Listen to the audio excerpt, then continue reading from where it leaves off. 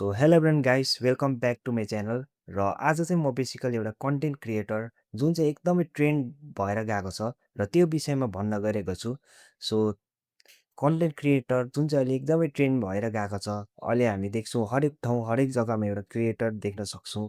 As a म पनि एउटा कन्टेन्ट क्रिएटर भएको नाताले अब हामी देख्छौँ as a rapper, as a vlogger हरेक ठाउँ, हरेक जग्गामा हामी देख्न पाउँछौँ। सो बेसिकली यो कसरी स्टार्ट भयो र यसले हाम्रो सोसाइटीमा के इम्प्याक्ट पार्दैछ र यसको फ्युचर के हुनेछ भन्ने विषयमा भन्न गइरहेको छु। र कन्टेन्ट क्रिएटर गर्ने प्लेटफर्म भनेको अब इन्डियामा हेर्नुभयो भने युट्युब, फेसबुक र इन्स्टाग्राम रहेको छ।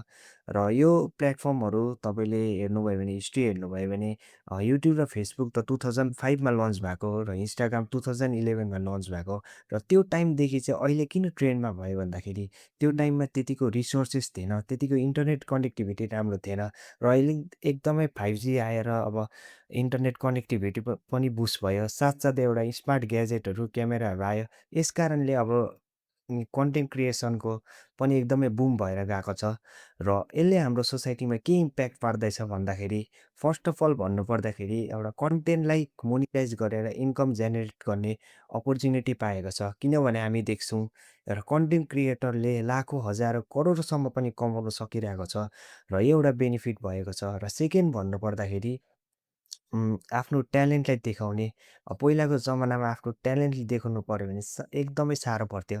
र अहिले कन्टेन्ट क्रिएटर साथसाथै सोसल मिडिया भएको कारणले तपाईँले एउटा भिडियो खिचेर आफ्नो ट्यालेन्टको भिडियो खिचेर अपलोड गरिदिनु भयो भने दुनियाँले सामु देख्नु सक्छ र यो पनि एउटा बेनिफिट भएको छ।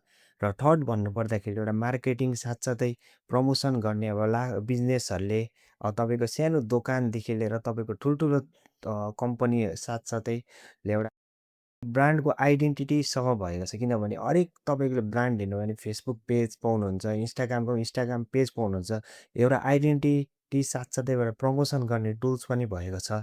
र थर्ड कुरा भन्नुपर्दाखेरि as a information technology act IT act 2000 ले के भन्छ भने तपाईँको भिडियो या त फोटोजलाई तपाईँले एज अ एभिडेन्सको रूपमा पनि युज गर्न सक्नुहुन्छ लिगल प्रोसिडिङमा।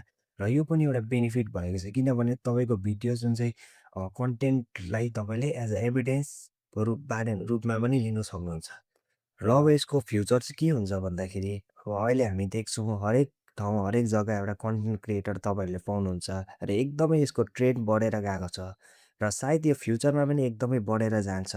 र एउटा कन्टेन्ट क्रिएटर जुन चाहिँ तपाईँले युट्युब, फेसबुकमा भिडियो हाल्नुहुन्छ, कन्टेन्ट हाल्नुहुन्छ, त्यो कन्टेन्टलाई मोनिटाइज गरेर इन्कम जुन चाहिँ जेनेरेट गर्नुहुन्छ, त्यो इन्कम कहाँबाट आउँछ भन्दाखेरि मल्टिपल कम्पनी जुन चाहिँ हुन्छ, मल्टिपल बिजनेसले एड रन गर्छ, एडभर्टिजमेन्ट रन गर्छ र त्यही एडभर्टिजमेन्टबाट चाहिँ तपाईँले कन्टेन्ट मोनिटाइज गरेर इन्कम जेनेरेट गर्नुहुन्छ। र यसमा अब मल्टिपल कम्पनीजहरू हुन्छ र यो कम्पनी र कन्टेन्ट क्रिएटर बिचमा चाहिँ ब्यालेन्स हुनु एकदमै जरुरी छ।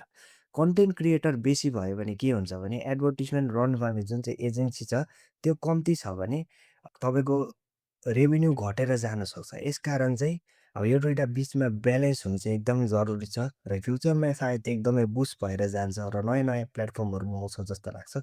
सो थ्याङ्क यू आजको लागि यति नै।